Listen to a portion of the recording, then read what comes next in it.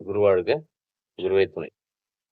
எடுக்கும் முயற்சியில் சற்றும் பின்வாங்காமல் துணிச்சலுடன் செயல்படும் சிம்மராசி நேயர்களே, இந்த 2026 ஜூன் மாதம் 2ஆம் தேதி மிதுன ராசியில் இருந்து கடக ராசிக்கு இடம்பெயரக்கூடிய குரு பகவான் உங்கள் ராசிக்கு எந்த மாதிரியான பலன்களை செய்ய போகிறார்? பொதுவாக சிம்ம ராசிக்கு பஞ்சமாதிபதி 8ஆம் வரக்கூடிய குரு 12ஆம் இடத்துக்கு வரக்கூடிய காலம் ஒரு நடுத்தரமான பலன்களை செஞ்சிருவார்.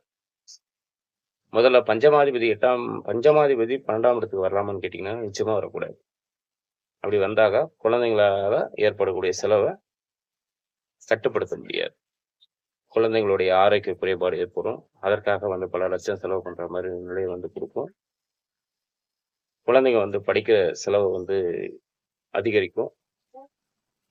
உயர்கல்வி, ஆராய்ச்சி கல்வி, இதற்காக வெளி மாநிலம், வெளிநாட்டுக்கு போறேன், அதுக்கு ஏற்படுற செலவு, இது ஒன்றுக்கு மேற்பட்ட செலவை நீங்க சந்திக்கிற மாதிரி நிலை கொடுக்கும்.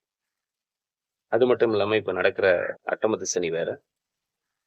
கடந்த வருடம் குடும்பத்துல ஒற்றுமை இல்லாத நிலை, கணவன் மனைவி இடையில பிரச்சனை, பிரிவினை, இதெல்லாம் சந்திச்ச சிம்மராசி என்பர்கள் இப்போ அந்த பிரச்சனையிலிருந்து கொஞ்சம் விடுபடுவீங்க. 8ஆம் அதிபதி 12ஆம் இடத்துல நிற்கிறார். அப்போ சொத்துனால ஏற்படக்கூடிய கடன் அல்லது கடன் வாங்கி சொத்து வாங்குறது, ஒரு கடன் அடைப்பதற்காக இன்னொரு கடனை உருவாக்கி விட்டுரும் இந்த நிலை. அப்ப இந்த கடன் வாங்குற விஷயத்துல கொஞ்சம் கவனம் வேணும்.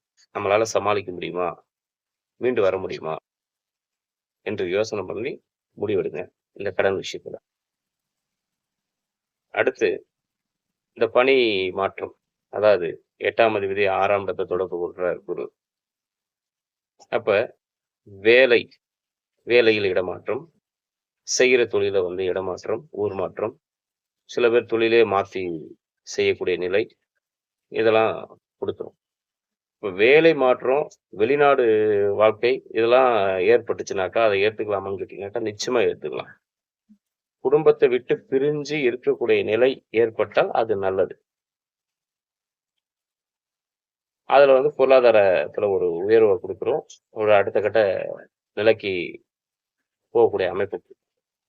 ஆக இந்த குரு பயிற்சி உங்களுக்கு ஒரு 50க்கு 50 அப்படின்னு சொல்லலாம். அதாவது 50% நன்மைகளை உறுதியாக செய்வார். நன்றி.